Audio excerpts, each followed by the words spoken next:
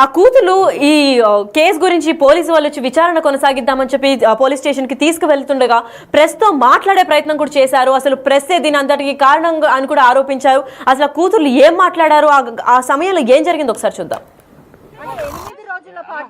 మీరు ఇష్టం వచ్చినట్టు మీరు రాస్తున్నారండి. పొద్దునంతా మేము చూస్తూనే ఉన్నాము.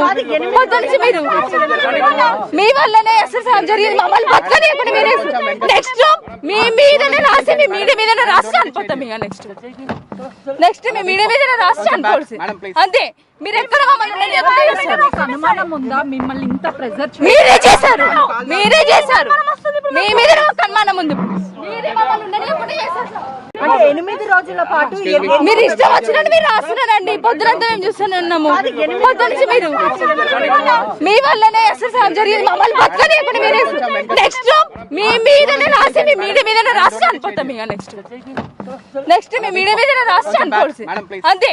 మీరు ఎక్కడ అనుమానం ఉందా? మిమ్మల్ని ఇంత ప్రెజర్ మీరే చేశారు, మీరే చేశారు.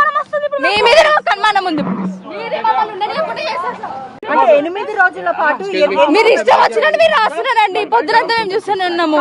పొద్దునుంచి మీరు మీ వల్లనే అసలు జరిగింది. మమ్మల్ని బతకనియకుండా మీరే నెక్స్ట్ మీ మీదనే రాసి మీ మీడియా మీదనే రాసి అనుకుంటాం. ఇక నెక్స్ట్ మీ మీడియా మీదనే రాసి అనుకోవచ్చు అంతే.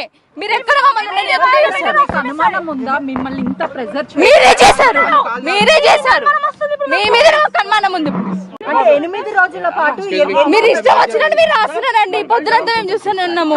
పొద్దునుంచి మీరు మీ వల్లనే అసలు జరిగింది. మమ్మల్ని బతకనియకుండా మీరే నెక్స్ట్ మీ మీదనే రాసి మీ మీడియా మీదనే రాసి అనుకుంటాం. ఇక నెక్స్ట్ మీ మీడియా మీదనే రాసి అనుకోవచ్చు అంతే.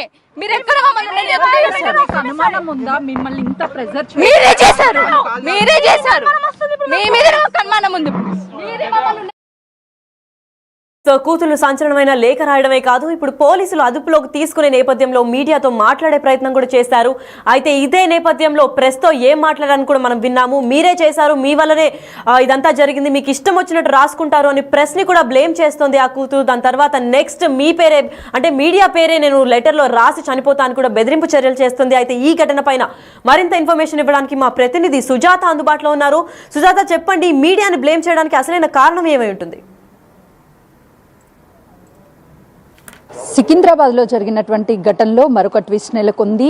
సూసైడ్ చేసుకుంటున్నాము, మా సూసైడ్ కి కారణము మా మైనమామతో పాటు పోలీసులు, ఇంటి యాజమాన్యులు మొత్తం కూడా కారణము అని చెప్పేసి సూసైడ్ లేఖని రాశారు. వాళ్ళు ఇప్పటికే డిప్రెషన్లోకి ఉన్నారు. ఒకవైపు తల్లిని కోల్పోయారు, తండ్రిని కూడా మేనమామే దూరం చేశారు, చిన్న మేనమామని కూడా పూజలు చేసి చంపేశారు అని చెప్పారు. కొద్దిసేపటి క్రితమే ఇక్కడ ఇష్యూ జరగడంతో పోలీసులు వాళ్ళని తీసుకువెళ్లే ప్రయత్నం చేశారు ఇక్కడ నుంచి. అప్పుడు మీడియాతో మాట్లాడుతూ ఎవరికి ఇష్టం వచ్చినట్టుగా వాళ్ళు మీడియాలో రాసుకుంటున్నారు. క్షుద్ర పూజలు లేకపోతే ఈ మరేతర పూజలు చేసి మా తల్లిని మేమే కోల్పోయాము అని చెప్పేసి ఇష్టాను ప్రకారం ఎలా రాసుకుంటారు, మేము కూడా చనిపోతాము, మా చావుకి మీరే బాధ్యత వహించాలి అంటూ సంచలన ఆరోపణలు చేశారు.